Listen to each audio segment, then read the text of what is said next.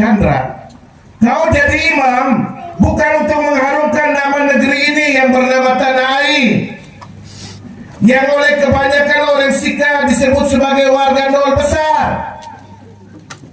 Saya waktu masih kecil tuh orang selalu dari segi nama orang tahu kami dari wilayah Tanah Air. Lalu orang komentar kalau kami bikin aneh-aneh, dasar Tanah Air, dasar Tanah Air. Saya kan tidak mengerti dasar Tanah Air. Sudah sih lah. Ternyata belakangan baru saya sebut, oh ini sasaran olok-olok orang Kabupaten Sika. Lebih-lebih mereka sebelah barat, Sika, Lela, itu anggap kita tidak ada apa-apa mereka ini. Mereka tidak boleh bohong. Kami ini yang korban ini. Kami ini seperti yang tadi itu orang yang dirampok di tengah jalan tuh. Kami orang Tanah Air. Chandra, kita ini berasal dari keluarga yang sederhana dan biasa-biasa saja. Tapi kita kaya persaudaraan dan kerukunan.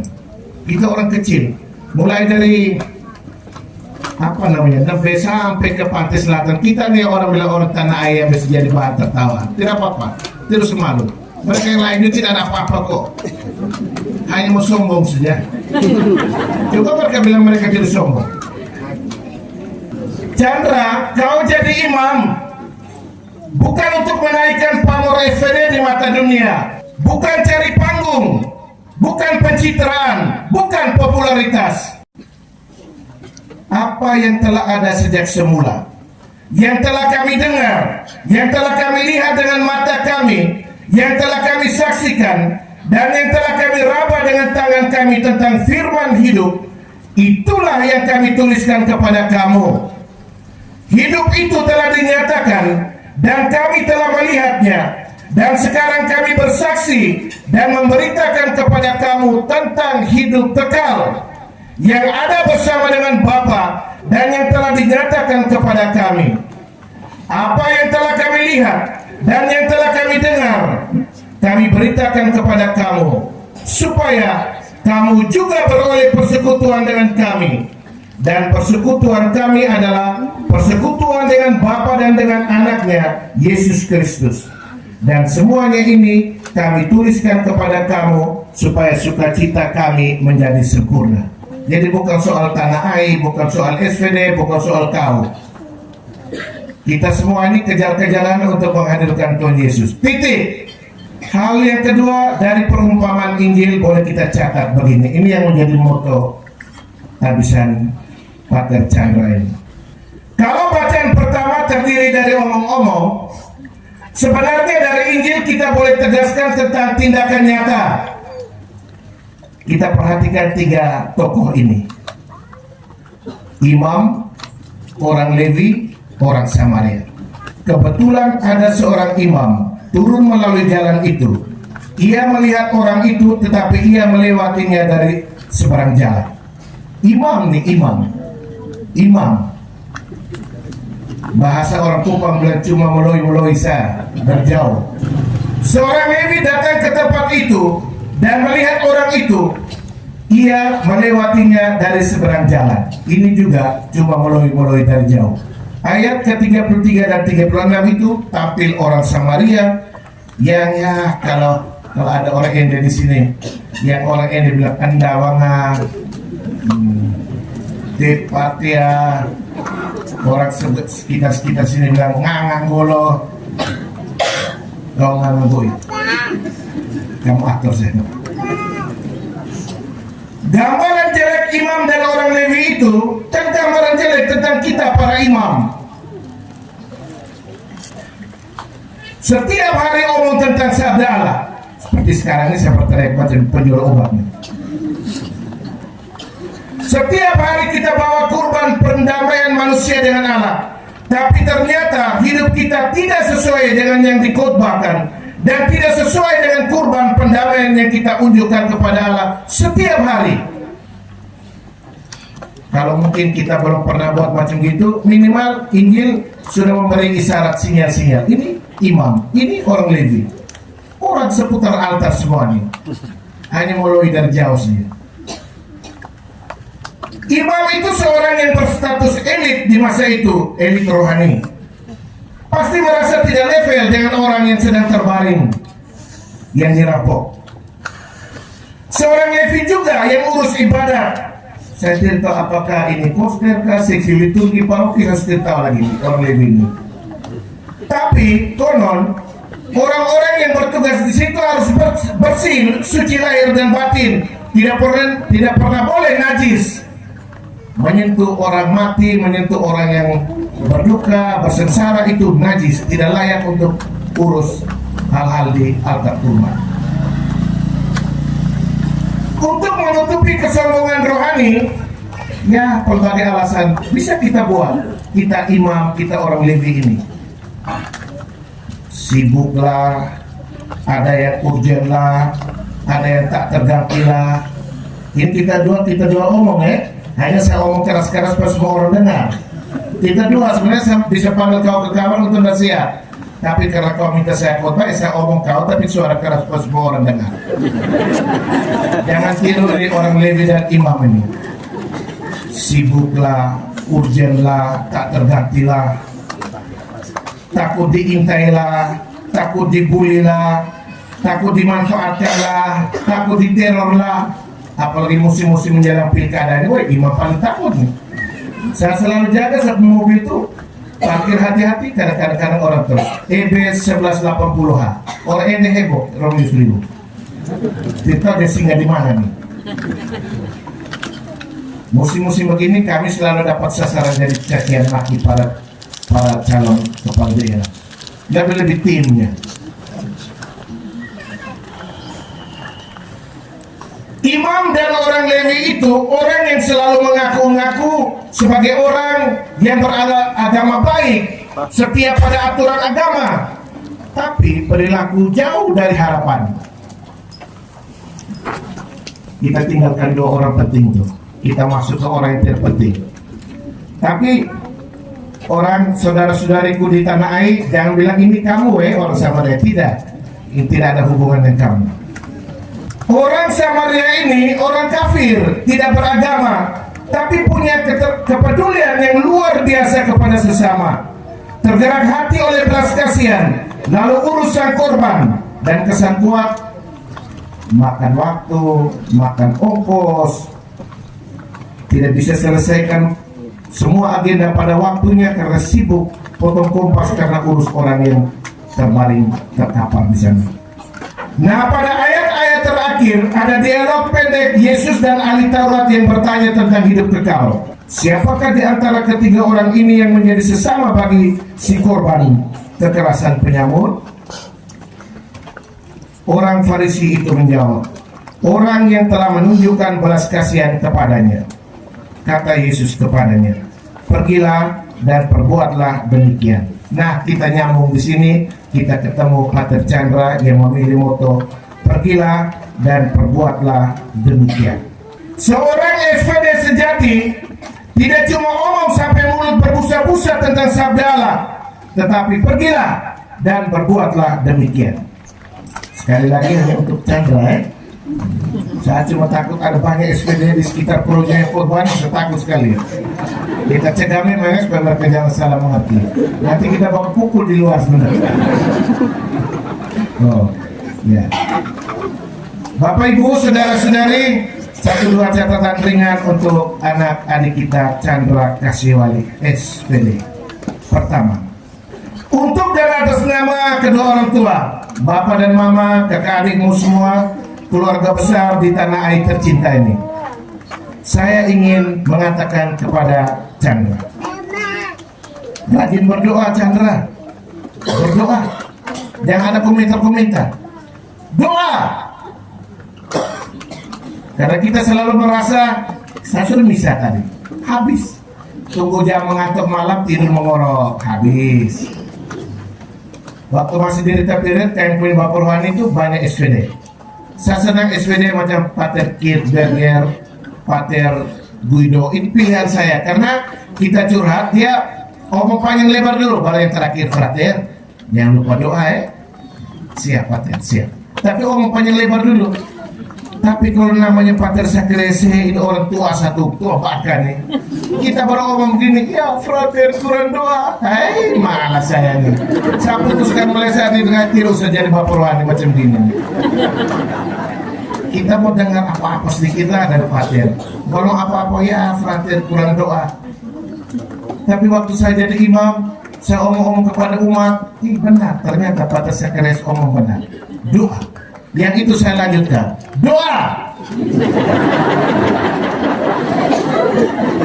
Ya, saya sudah dari ente nih jauh-jauh. Saya pakai kesempatan betul ini. Ya, tidak ada noe-noe di sini. Habis.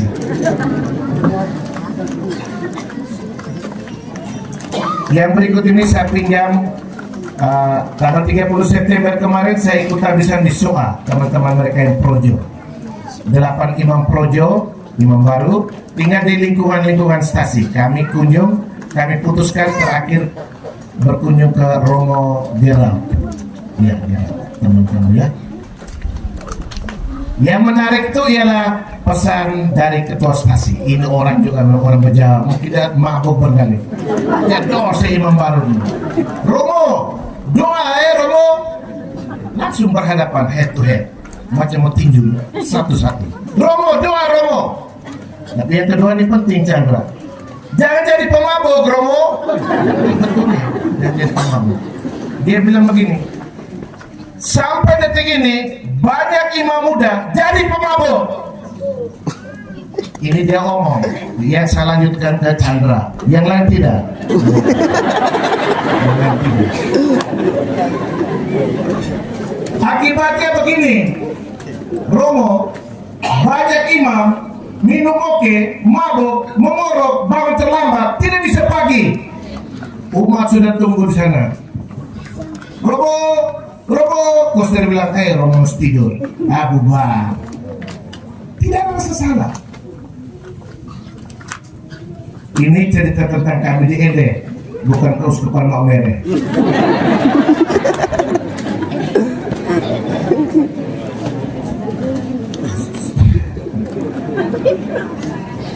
Macam dialog interaktif di TV ya. Saya omong berkesambung. Terus yang ini yang paling seru nih. Romo ingat, ada banyak Romo tuh setelah minum jadi tukang tipu. Saya kan duduk dekat dia bilang, Bapak, maksud apa nih? Kita tanya, Romo minum kah? Tidak. Tapi kok oke? Tipu. Romo bisa tipu kami. Tapi untuk kita di dalam NTT kan kalau Romo artinya kami projo kamu tidak sudah tidak kalau kamu sambung tanggung jawab pribadi, saya tidak omong kamu. Karena dia bilang Romo, ya, berarti kami. Lebih parah lagi dia bilang, ini kalau sudah mabuk, mata mulai murah, bukan mata ilalah tapi bukan mata tapi tangan dia bilang. Tapi dia tidak pakai kata Romo. Banyak imam kalau sudah mabuk tuh tangan tuh dia apa lagi ini?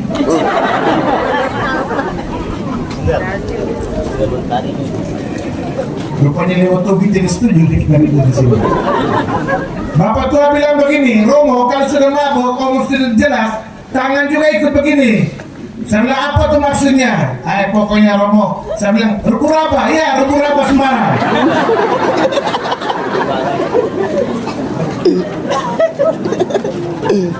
Ada yang ikut bisa di SOA, nanti tanya Romo, pesan-pesan. Imam Baru, Romo Gerald. Nah kalau sudah ruku-raba kan bikin kasus. Sekali lagi ini kita ini.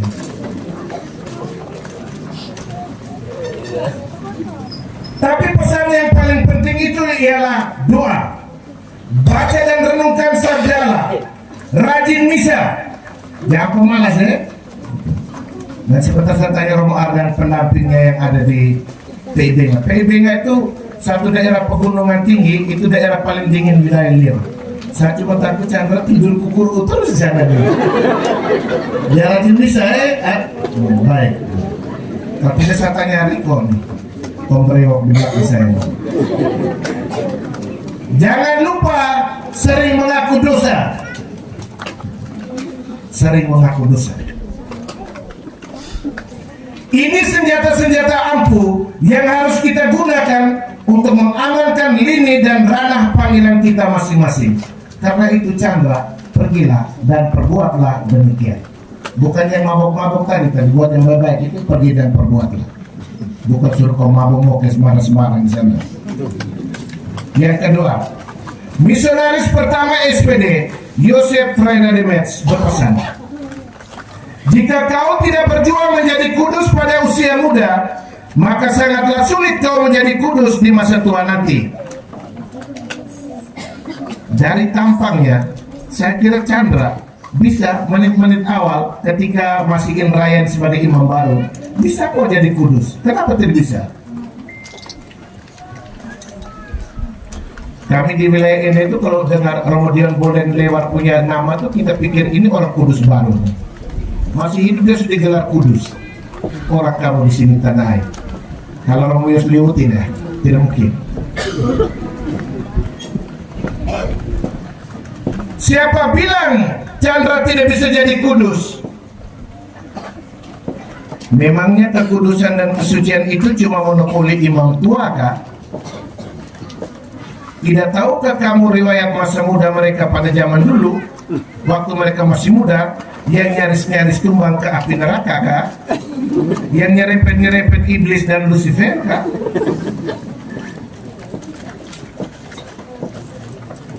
Tapi riwayat pertobatan Santo Agustinus menjadi hal yang penting untuk pembaharuan diri. Sangat inspiratif. Agustinus bilang, setiap orang kudus punya masa lampau yang gelap, tetapi setiap orang berdosa punya masa depan yang cerah.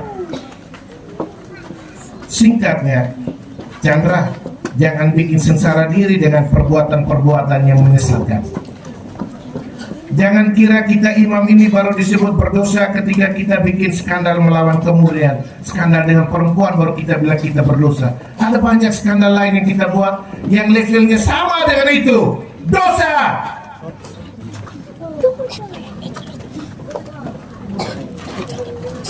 Gelapkan uang paroki, gelapkan uang umat, itu dosa. Tapi repotnya kita punya umat, biasa kalau yang ini diam-diam. Jangan coba-coba bikin kasus dengan perempuan. Aduh heboh dari pagi malam, pagi sampai malam sampai pagi tidak bisa tidur. Makan pun tak kenyang, tidur pun tak lelap, mandi pun tak basah umpamanya. Hanya karena saking stres karena imam bikin skandal dengan perempuan. Tapi yang makan uang, diam-diam saja mereka, aman.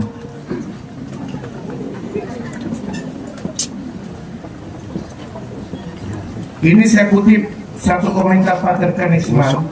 Ini orang Jerman, template ya dosen hukum gereja kurang, tapi dia ngajarkan kami tentang rohani itu tentang sejarah ordo, dia penginjil letup dengan bahasa Indonesia yang morat marit. Sedih juga sekarang saya ingat, saya catat untuk Chandra ini. Kamu orang SPD, gelapkan uang dan harta benda serikat sargala, itu juga dosa. Kalau Pater Koenigsmann bilang bukan gelapkan tapi curi. Kirim semua ke rumah keluarga, sudah puas kenyang, tarik diri, mundur dari SPD. Dari luar bercaci maki provinsialnya, caci maki Pater Rektor lah, caci maki rekan-rekan SPD lah. Ini kata Pater Koenigsmann, saya tulis saja ini. Tapi Pater sudah mati, ini saksi tidak ada lagi. Saya mau anggap saja sah.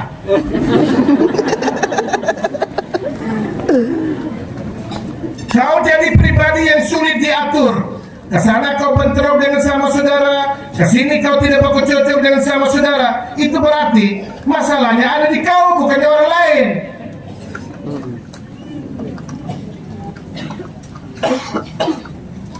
Sebut saja, kau yang salah, bukan orang lain yang salah. Yang iblis itu kau. Pemecah belah persaudaraan dalam komunitas, bukan orang lain.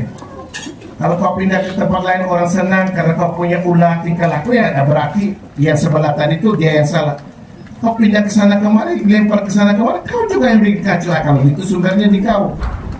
Apalagi Chandra ini kan SPD, kamu punya trikaul sebagai rambu-rambu lalu lintas ziarahmu, ya pergilah dan perbuatlah sesuai dengan apa yang kau ucapkan trikaul itu. Jangan cuma seni-seni pada acara kau kekal. Lilin bernyala, bunga dana di kiri, ombeng cara omong, ya saya mengaku apa segala macam. Lalu diviralkan oleh saudara-saudara. Ini saudara sementara ucapkan kau. Tapi tiap hari ini hidupnya ikut dia punya otak sendiri. Bagaimana ya? Gano rumah. Itu kan lucu, itu kan sandiwara, itu kan Abu Nawas. Kau kalau saya umur panjang, saya dengar kau ada apa-apa, saya pergi ke tempat saya rubah apapun nama. Chandra Kasihwali Abu Nawas SPD.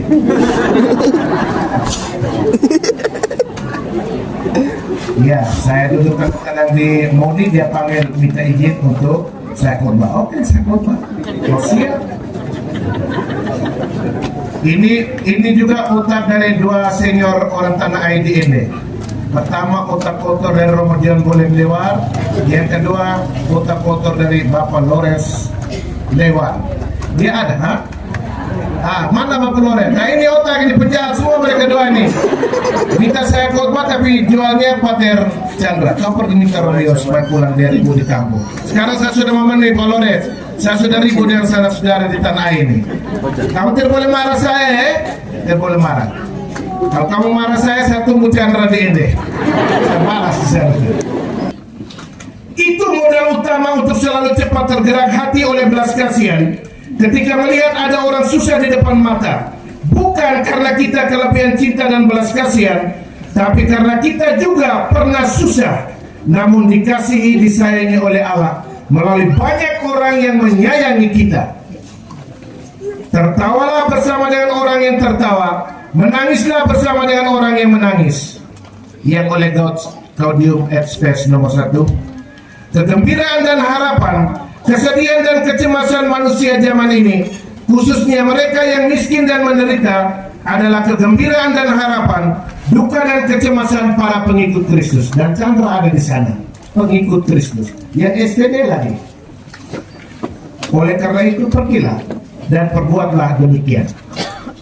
SPD itu mengunggulkan spiritualitas inkarnatoris. Sabda menjadi daging dan tinggal di tengah kita. Tempat tinggal utamamu pasti di dalam sang sabda. Dan tempat tinggal yang kedua adalah di hati umat beriman. Tidak usah berlagak benci-benci para pejabat, para orang kaya, tetapi jangan juga bergantung pada mereka. Mereka tidak ada apa-apa. Saya punya prinsip begini, Chandra. Mereka itu gara-gara hanya 5 tahun, 10 tahun waktu mereka jadi pejabat. Sesudah itu pensiun. Kau lihat kita imam nih, sampai tua-tua bengkok-bengkok, buku-buku gini terlepas semua, tetap imam. Kamu gara-gara hanya 5 tahun bos, itu pun orang pilih ulang. Kalau tidak. Maksud saya ialah supaya kita pasang jarak yang pas saja. Kalau baik, puji dulu saja. Kalau tidak baik, korupsi, tiga aneh-aneh, pasti mereka akan mau berkelahi. Mau apa? Ini saya aja sudah salah ya. Jangan aja ikut Chandra, yang ini jangan. Kalau kita tidak bisa pakai punggung, kita kirim leu-leu. Karena orang bilang kami orang tanah air itu leu-leu kuat. Bisa terbang di siang hari, malam hari keluar api semua. Macam Apollo 12 dan Apollo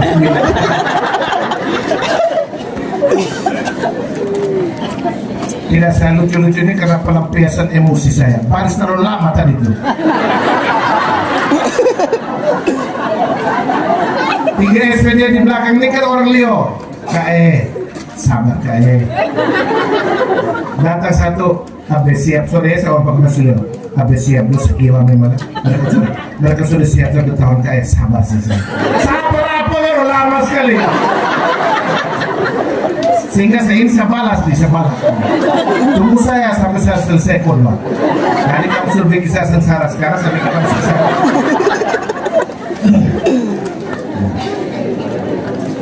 Ya, balas dulu. Maksudnya supaya kalau mereka salah, kita jangan sungkan, kita punya. Tapi mereka umat kita, jangan los saja, los teror. Kita salah, kita tegur. Paling-paling mereka tidak mau tegur dengan kita 1-2 hari saja. Mereka melari kemana? Apalagi mereka umat paroki kita. Kau mau lari kemana? Ujung-ujung waktu mau minyak suci dia panggil romo. Kan saya. Kau sudah tahu, surah selalu. Minyak suci. Makanya dia gara-gara dari romo. Tapi kau jangan buat. Itu saya buat. Kau jangan buat. Di tengah kita tentu ada juga malaikat rasa Lucifer dan ada Lucifer rasa malaikat. Atau kalau dalam Injil bilang, ada para murid bilang itu Tuhan, tapi yang lain bilang itu hantu. Ya, Tuhan dan hantu itu dekat-dekat sih. Macam Om Yolis waktu masih kecil di Jalan Air Jaya. Tuhan kali Tuhan, Tuhan Tuhan. Kami tidak bisa bermain itu. Nah, bagaimana bersahabat dengan orang-orang seperti ini yang Lucifer rasa malaikat, malaikat rasa Lucifer? Ya bijaklah. Yesus kan pesan kita begini, bijak tulus seperti merpati, tetapi juga licik-licik dan licin-licin seperti belut berlumuran oli kotor. Belut tanpa oli saja sudah licin, apalagi tanpa oli kotor. Kita juga mesti macam begitu. Mereka halus, kita halus, mereka kasar, kita kasar. Kuda kayu mereka. Injak mereka tarik keluar. Mereka melari sampai di mana? Minyak suci panggil kita. Tahu rasa? Jangan lawan dari romo. Yang terakhir, balas dendam ada waktunya ya.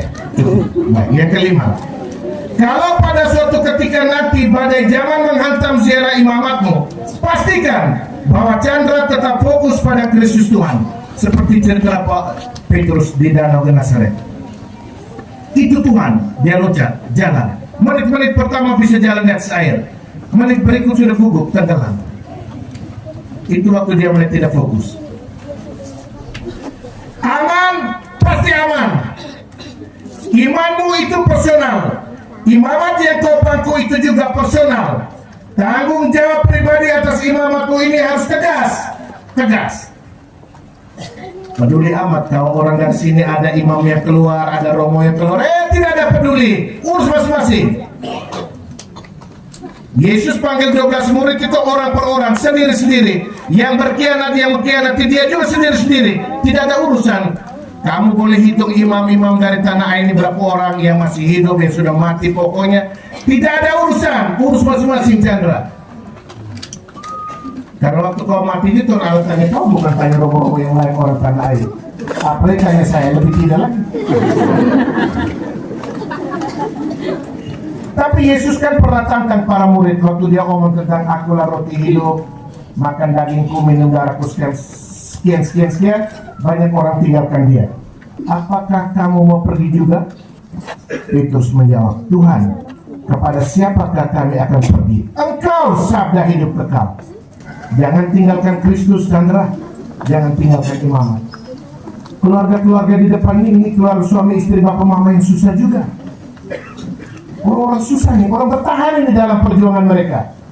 Kenapa mereka ini ada istri, ada anak, ada suami, ada anak-anak, bertahan dalam kesulitan? Kita ini hanya urus diri sendiri, itu tidak bisa kok. Menyenye buku main. Macam mama bilang, kau ini pelese buku main. Harap kau tidak pelese, sudah jadi imam. Ada urusan soal berat, bangkit, jalan lagi. Kau lihat kakak-kakak di sini, ya tua-tua ini. Mereka juga ada soal. Apa memang tarik diri dan mundur dari imamat itu satu jalan keluar kan? Banyak orang bilang itu jalan keluar, dia menemukan diri.